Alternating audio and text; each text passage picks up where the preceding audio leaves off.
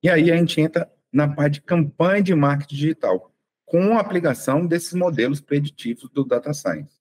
Quais são as etapas básicas para o marketing dentro do Data Science?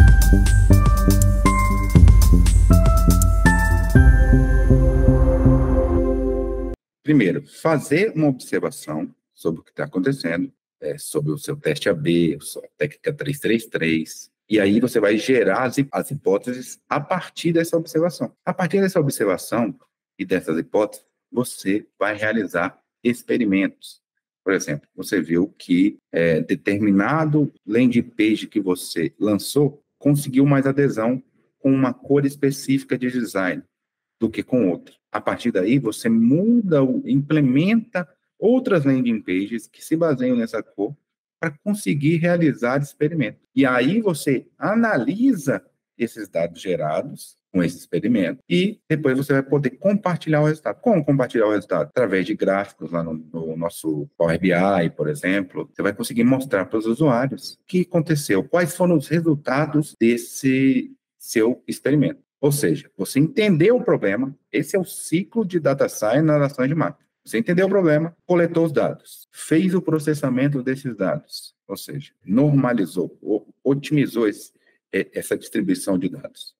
Explorou todos esses dados que você tem, fez aquela análise exploratória que a gente trabalhou muito bem lá no nosso módulo 4. Depois você comunicou os resultados. A partir daí, dessa comunicação dos resultados, você teve um feedback. Olha, isso foi importante, isso mostrou que a nossa técnica tem que ser melhorada em tal local.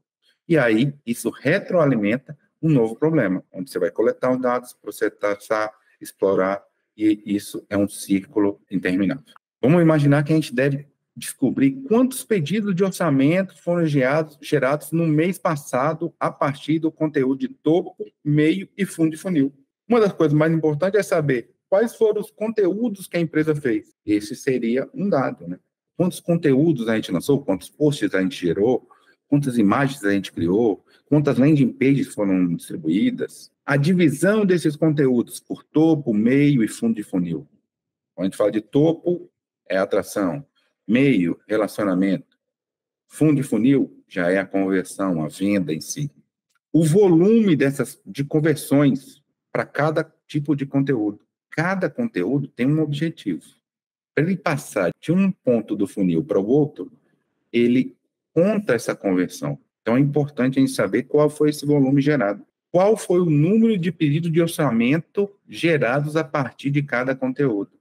Então, no final, a gente consegue aferir qual é a KPI fundamental da empresa, que, no caso, seria venda, né? Ou pedido de orçamento. E a gente consegue ver qual foi o número gerado a partir de conteúdo de topo, meio e fundo de funil, e a partir de cada um desses conteúdos. A gente traz utilizações que já são comuns, a previsão de geração de leads e vendas. Então, a partir dos dados que a gente tem hoje, da nossa análise descritiva, a gente consegue ver como vai ser a geração de leads, de oportunidades, e qual vai ser a geração de vendas, porque a gente sabe quantos leads entram no topo e qual é a perda de número de pessoas, de visitantes, para o meio do funil e para o fundo do funil. Então, como a gente consegue saber quantas pessoas entram e qual é o percentual de pessoas que entram, que saem, ou seja, chegam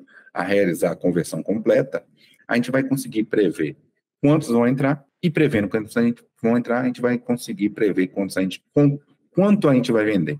Bom, além disso, a gente tem a parte de criação de ferramentas. Dentro desse universo, a gente consegue criar ferramentas que vão monitorar todo esse processo de funil de venda, funil de marketing. E essas ferramentas serão capazes, inclusive, de prever o cancelamento de clientes. O que é isso? Quando um lead entra, vai, de repente, para um meio de funil, mas não conclui sua compra. Então, a gente vai conseguir, se a gente consegue prever quantos vão chegar ao final, a gente consegue saber quem vai cancelar no decorrer da jornada. E os indicadores de desempenho de marketing mais utilizados também são os cliques nos nossos links e CTAs, nos call to actions, que a gente já falou, quantas pessoas fizeram preenchimento do formulário, acessaram o nosso conteúdo, buscaram um e-book, enfim. A quantidade de visitas, a movimentação de cursor na nossa página, cursor, de scrolling, tempo que ele gastou na nossa página, número de curtidas em redes sociais. Redes sociais realmente é a parte, porque realmente é um negócio muito importante hoje em dia. Tem indicadores específicos de compartilhamento, de curtidas, de descurtidas, por exemplo, de comentários, e tem também a parte de compartilhamento de conteúdo, nossos conteúdos próprios, por exemplo, em blogs, em redes sociais, mas são conteúdos específicos criados pelo marketing de conteúdo. Com isso, a gente chega nos insights, quais são as ideias que são geradas a partir do data science no marketing.